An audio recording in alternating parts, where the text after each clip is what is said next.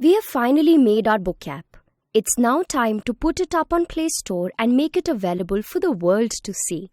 So get ready.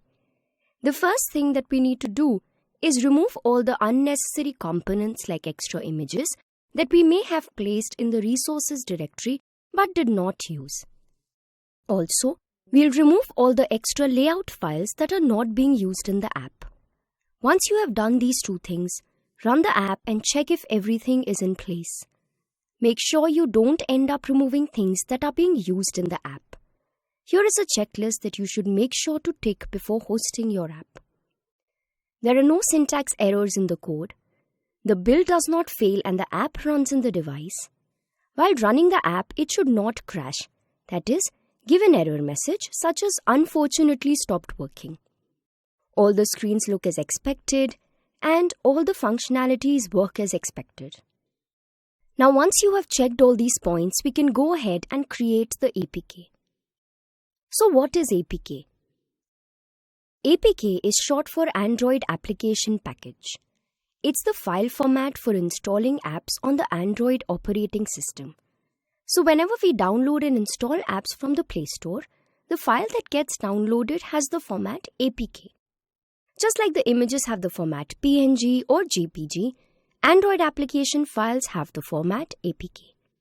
Now let's create it. Make sure all your code files are placed inside proper packages.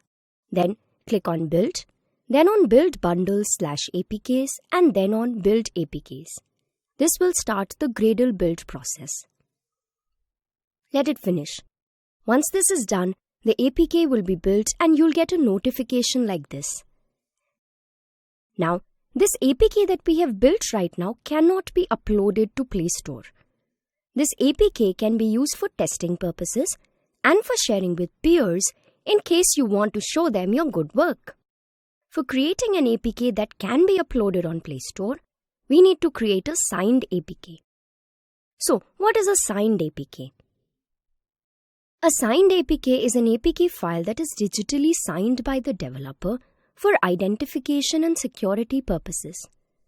Let's go ahead and create it.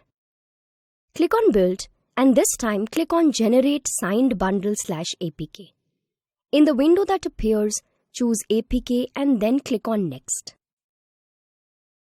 This next window is for generating a key. This key is like a key to the lock. It ensures that whenever you make changes to the app, they are authorized by you. For generating a key for the first time, you will need to create a place called the Key Store, where you can place all future keys. Also, you need a password for this place so that the keys are secure. So first, we need to create a Key Store path. Click on Create New.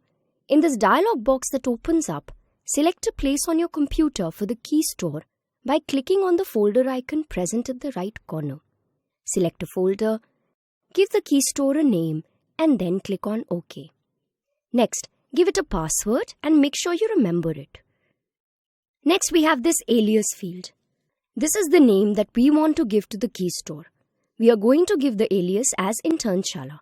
You can give any name you want. Now, give it a password.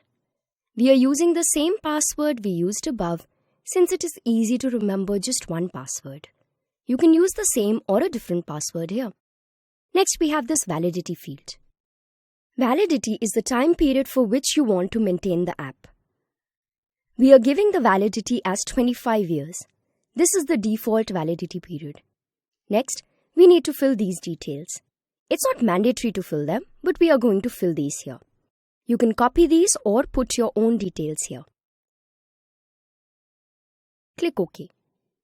After doing this, the previous form opens up with the details filled. Check on the checkbox for Remember Password if you want Android Studio to remember the password and then click on Next.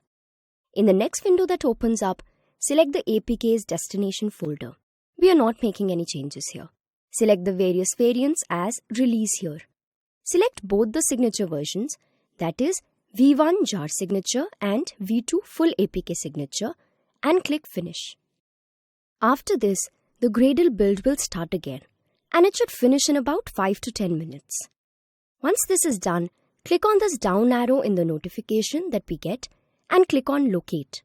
You will now be taken to the place where the APK has been created. Remember the directory and the name of the APK will be apprelease.apk. Once this is done, we can put the APK on Play Store. We'll do that in the next video, so click next whenever you are ready.